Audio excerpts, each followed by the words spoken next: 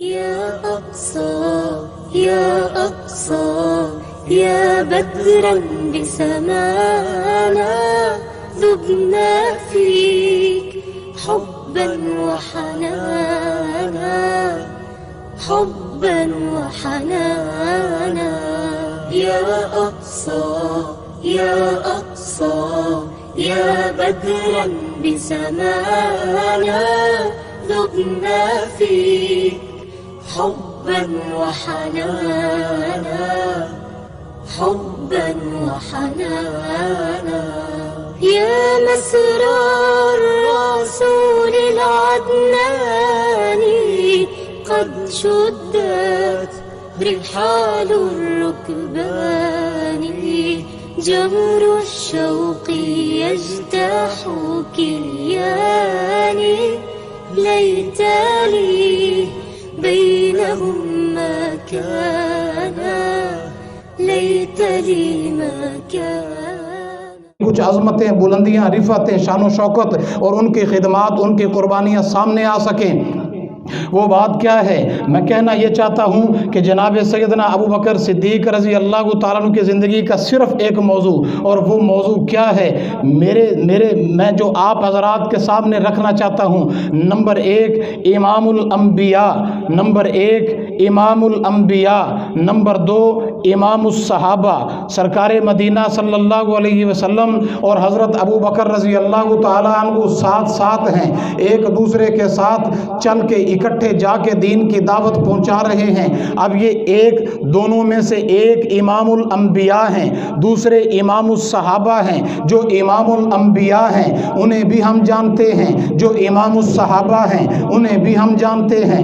امام الانبیاء کو حضرت محمد الرسول اللہ کہتے ہیں، امام الصحابہ کو حضرت ابو بکر کہتے ہیں۔ یہ دونوں شخصیات ہیں، امام الانبیاء بھی اعلیٰ ہیں، امام الصحابہ بھی اعلیٰ ہیں، امام الانبیاء بھی بالا ہیں، امام الصحابہ بھی بالا ہیں۔ بات کہاں سے شروع ہوتی ہے؟ ذرا امام الانبیاء کی شان دیکھیے، پھر امام الصحابہ کی شان دیکھیے۔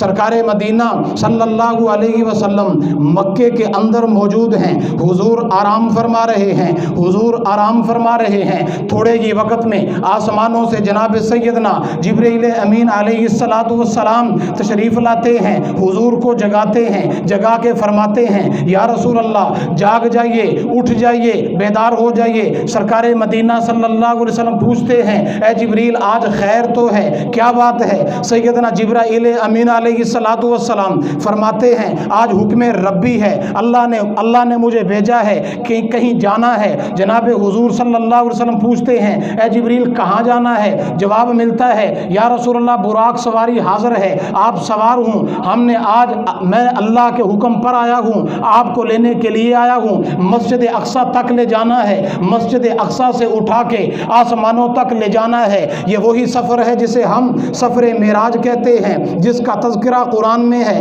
جناب حضور اکرم صلی اللہ علیہ وسلم بیدار ہوتے ہیں، جاگتے ہیں، براق سواری کھڑی ہے، سوار ہوتے ہیں، سفر کا آغاز ہوتا ہے، چلتے ہیں، سفر کرتے کرتے جناب حضور اکرم صلی اللہ علیہ وسلم مسجد اقصی میں پہنچتے ہیں۔ مسجد اقصی میں پہنچتے ہیں، جب مسجد کے اندر داخل ہوتے ہیں تو عجیب و غریب سا سما ہے، عجیب و غریب حالات بنے ہوئے ہیں، عجیب و غریب فضا بنی ہوئی ہے۔ وہ فضا کیا ہے؟ وہ حالات کیا ہے؟ وہ سما کیا ہے؟ جب اندر داخل ہوتے ہیں تو کیا دیکھتے ہیں؟ سارے انبیاء آج صفوں میں کھڑے ہیں، سارے انبیاء آج صفوں میں کھڑے ہیں، صفیں تیار ہیں، صفوں میں کھڑے ہیں، جماعت تیار ہے۔ امامت کا مصلی خالی ہے، امامت کا مصلی خالی ہے، امامت کے مصلی پہ امام کوئی نہیں ہے، پیشوا کوئی نہیں ہے، مقتدا کوئی نہیں ہے۔ سرکار مدینہ صلی اللہ علیہ وسلم اندر داخل ہوتے ہیں، جناب سیدنا جبرائیل امین علیہ السلام آگے بڑھتے ہیں، آگے بڑھ کے میرے پیارے نبی حضرت محمد الرسول اللہ صلی اللہ علیہ وسلم کو آگے بڑھ کے مصلی امامت پہ کھڑا کر دیتے ہیں، مصلی امامت پہ کھڑا کر دیتے ہیں۔ جب سرکار مدینہ صلی اللہ علیہ وسلم مصلی امامت پہ آتے آتے ہیں تو مصلی امامت پہ آنے کے بعد ان انبیاء کی امامت کرتے ہیں۔ آج سارے کے سارے انبیاء مقتدی ہیں، مقتدا میرے مصطفیٰ ہیں۔ آج سارے کے سارے انبیاء مقتدی ہیں، پیشوا میرے مصطفیٰ ہیں۔ آج سارے کے سارے انبیاء صفوں میں ہیں، امامت کے مصلی پہ میرے مصطفیٰ ہیں۔ پھر مجھے کہنے دیجئے نا، جب حضور آگے بڑھے، انبیاء کو نماز پڑھا دی، انبیاء کو نماز پڑھانے کے بعد اب سرکار مدینہ صلی اللہ علیہ وسلم امام الانبیاء بن چکے ہیں، اب امام الانبیاء بن چکے ہیں، امام الرسل بن چکے ہیں، امام النبیین بن چکے ہیں۔ یہ فضیلت یہاں پہ مل گئی۔ اب میں کہنا یہ چاہتا ہوں، یہ ایک حالت ہے۔ اب ذرا پیچھے آئیے، اسی مدینے میں آئیے جہاں سرکار مدینہ صلی اللہ علیہ وسلم موجود تھے۔ حضور نمازیں پڑھاتے رہے، حضور امامت فرماتے رہے، مقتدا بنتے رہے، پیشوا بنتے رہے، مصلی امامت پہ آتے رہے۔ لیکن ایک وقت وہ بھی آیا جب سرکار مدینہ صلی اللہ علیہ وسلم علالت کا شکار ہوئے، بیمار ہو گئے۔ اب مصلی امامت خالی ہے، اب مصلی امامت پہ امام کوئی نہیں ہے۔ صف بنی ہے، صف کن کی ہے؟ وہ صف نبیوں کی تھی، یہ صف صحابہ کی ہے۔ صحابہ صف بنا کے کھڑے ہیں، مصلی امامت خالی ہے۔ آج حضور بیمار ہیں، نماز کے لیے آ نہیں رہے، پہنچ نہیں سکتے، امامت کروا نہیں سکتے۔ صحابہ دیکھ رہے ہیں امامت کے مصلی پہ کون آئے گا، آج امام کون بنے گا، آج مقتدا کون بنے گا، آج پیشوا کون بنے گا، آج صحابہ کی امامت کون کرے گا، آج صحابہ کو نماز کون پڑھائے گا، کون پڑھائے گا؟ سارے صحابہ متفکر ہیں، غور کر رہے ہیں، دیکھ رہے ہیں۔ اتنے میں دوسری طرف سے آواز آتی ہے، وہ آواز کیا ہے؟ مرو ابا بکر فلیصلی بالناس۔ اے میرے صحابہ، آج حکم دو، آج حکم دو۔ کس کو یا رسول اللہ، کس کو؟ مرو ابا بکر، آج میرے ابو بکر کو حکم دو، میرے خالی مصلی پہ آگے بڑھے اور میرے صحابہ کی جماعت کرے۔ پھر مجھے کہنے دیجئے نا، یہ مصلی خالی تھا، میرے مصطفیٰ نے حکم دیا اس مصلی امامت پہ ابو بکر آ گئے۔ اگر انبیاء کی امامت میں میرے مصطفیٰ مصلی امامت پہ آتے ہیں تو امام الانبیاء بنتے ہیں، امام الرسل بنتے ہیں۔ اگر میرے مصطفیٰ کے خالی مصلی پہ صحابہ کی امامت کے لیے ابو بکر آتے ہیں تو ابو بکر امام الصحابہ بنتے ہیں، مقتدائے صحابہ بنتے ہیں، پیشوائے صحابہ بنتے ہیں، خلافت میں اول بنتے ہیں۔ یہ فضیلت مل گئی۔ پھر مجھے کہنے دیجئے نا، میرے رب ذوالجلال کو یہ ادا، یہ تقسیم کتنی پسند آئی ہے۔ انبیاء کی امامت کے لیے میرے رب کی نظر گئی ہے تو میرے مصطفیٰ پہ گئی ہے، صحابہ کی امامت کے لیے میرے مصطفیٰ کی نظر گئی ہے تو ابو بکر پہ گئی ہے۔ سبحان اللہ، یہ امام الانبیاء، امام الصحابہ، سرکار مدینہ وہاں موجود ہیں، اتفاق کی بات ہے نا، وہاں موجود ہیں، سیدنا ابو بکر یہاں موجود ہیں۔ فضیلت مل گئی، اللہ نے دینی تھی دے دی۔ اور دوسری بات بھی کرنا ضروری سمجھتا ہوں، وہاں دیکھو انتخاب خدا ہے، یہاں دیکھو انتخاب مصطفیٰ ہے۔ وہاں دیکھو انتخاب خدا ہے، یہاں دیکھو انتخاب مصطفیٰ ہے۔ جب مصلی امامت پہ میرے مصطفیٰ پہنچے، وہاں امامت کے مصلی پہ جانا میرے مصطفیٰ کا رب کو پسند تھا، کر دیا، بے شک کر دیا۔ جب امامت کا مصلی میرے مصطفیٰ کا خالی ہے تو میرے مصطفیٰ کو بھی، میرے رب کو بھی ابو بکر کا اس مصلی پہ آنا پسند تھا، کر دیا۔ بے شک، ورنہ تو ہم کہتے نہیں ہیں کہ اللہ تعالیٰ ناپاک چیز کو بھی میرے مصطفیٰ کے قریب نہیں آنے دے۔ یہ تو مصلی کی بات ہے، یہ مصلی کی بات ہے۔ اور میں کہنا ضروری سمجھتا ہوں، ہم بھی کہتے ہیں، میں بھی کہتا ہوں، آپ بھی کہتے ہیں، امت مسلمہ کے سارے مسلمان کہتے ہیں، حضور کون ہیں؟ امام الرسل۔ سب کہیں امام الرسل، امام الرسل۔ حضور کون ہیں؟ امام الانبیاء۔ سب کہیں امام الانبیاء، امام الانبیاء، سب کہتے ہیں۔ اچھا، حضور نے نمازیں کتنی پڑھائی ہیں؟ سارے انبیاء کو نمازیں کتنی پڑھائی ہیں؟ ایک۔ حضور نے ایک نماز پڑھائی تو امام الانبیاء بن گئے۔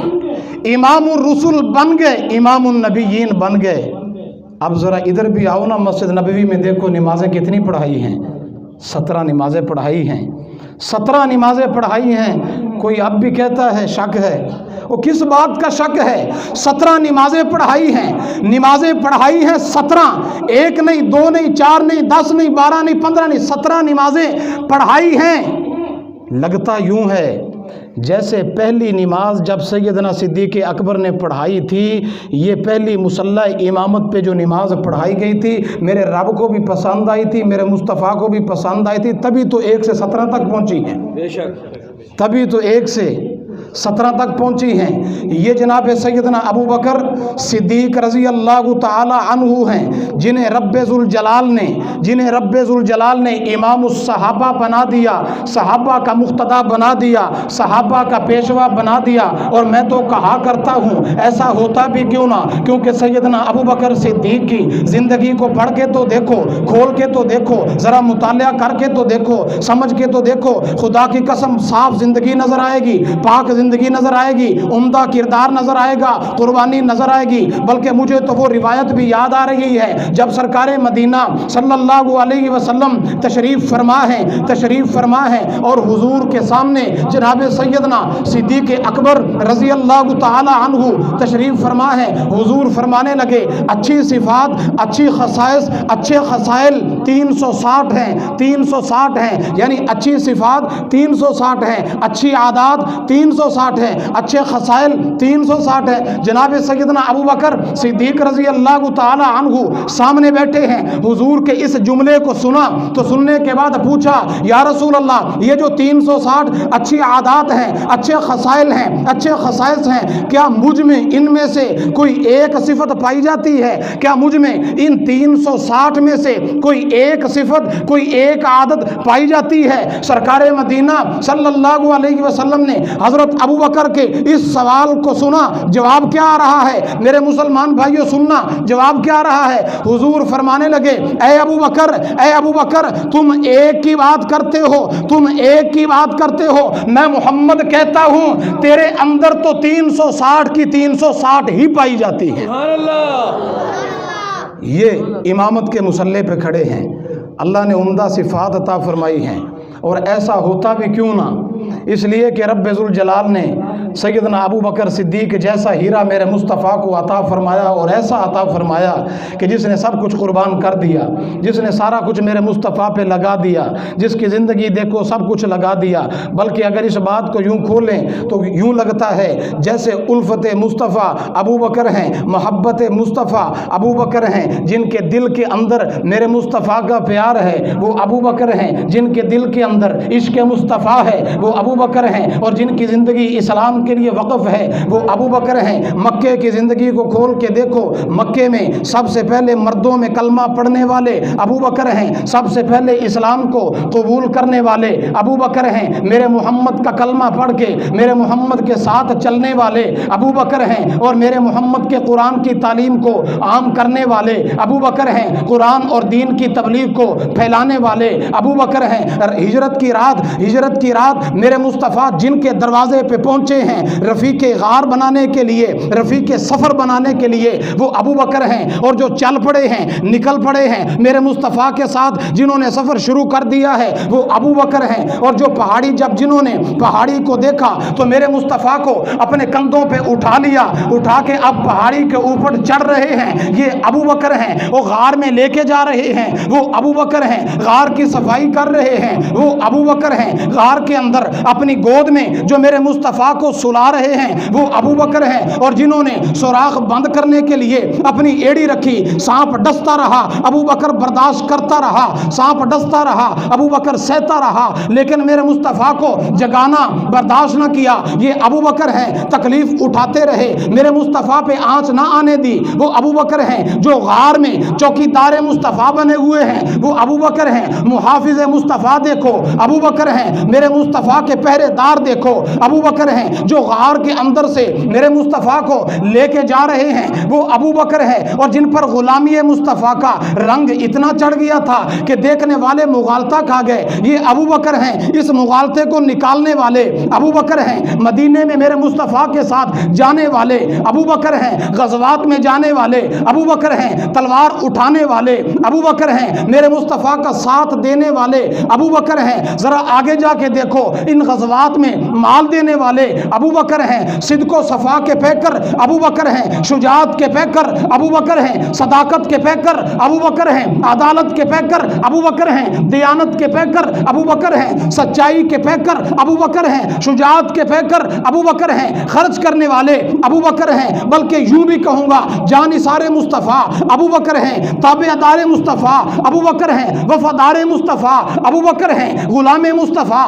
ابو بکر ہیں۔ یوں بھی کہوں گا ابو بکر کون ہیں؟ ابو بکر کون ہیں؟ ابو بکر تو وہ ہیں جو میرے محمد کے ساتھ ساتھ ہیں، پاس پاس ہیں، چل رہے ہیں، مال دے رہے ہیں، وقت دے رہے ہیں، ساتھ ساتھ چل رہے ہیں، قربانیاں دے رہے ہیں۔ یوں کہوں گا، میں یوں کہوں گا کہ ابو بکر تو وہ ہیں، ابو بکر تو وہ ہیں جن کی شان میں رب کے قرآن کی آیتیں اتر رہی ہیں، ابو بکر تو وہ ہیں جن کے بارے میں میرے محمد عربی صلی اللہ علیہ وسلم کے 181 فرامین آ گئے۔ قرآن کی آیات دیکھو، الا تنصروہ فقد نصرہ اللہ اذ اخرجہ الذین کفروا ثانی اثنین، دو میں دوسرے ابو بکر ہیں، اذ ہما فی الغار دوسرے ابو بکر ہیں، اذ یقول لصاحبہ ابو بکر ہیں، لصاحبہ ابو بکر ہیں۔ یہ کون ہیں؟ ابو بکر میرے مصطفیٰ کے فرامین میں دیکھو، مرو ابا بکر فلیصلی بالناس، یہ کون ہیں؟ ابو بکر ہیں۔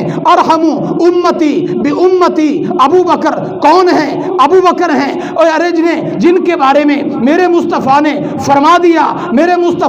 فرما دیا عتیق من النار، جہنم سے آزاد شخص کون ہے؟ وہ ابو بکر ہیں۔ کون ابو بکر ہیں؟ اور جو یار مصطفیٰ، جو میرے وفادار مصطفیٰ ابو بکر کون ہیں؟ جو میرے مصطفیٰ کے غار کے ساتھی، مزار کے ساتھی، عشق مصطفیٰ تو دیکھو، جو میرے مصطفیٰ کے مصلی کے وارث بن گئے، جانشین بن گئے، وفادار بن گئے۔ اور ارے ابو بکر صدیق رضی اللہ تعالیٰ عنہ کی زندگی تو دیکھو، جدھر دیکھتے ہیں، مکے میں دیکھتے ہیں، مدینے میں دیکھتے ہیں، ابو بکر ساتھ ہیں۔ یہ ساتھ چلنا، زندگی گزارنا اللہ کو اتنا پسند آ گیا، میرے رب نے فیصلہ کر لیا، اے ابو بکر اپنی زندگی میں تو نے میرے مصطفیٰ کا ساتھ نہیں چھوڑا تھا، جب تو دنیا کو چھوڑے گا تو میں تب بھی تجھے اپنے مصطفیٰ کے ساتھ ہی سلا دوں گا۔ سبحان اللہ۔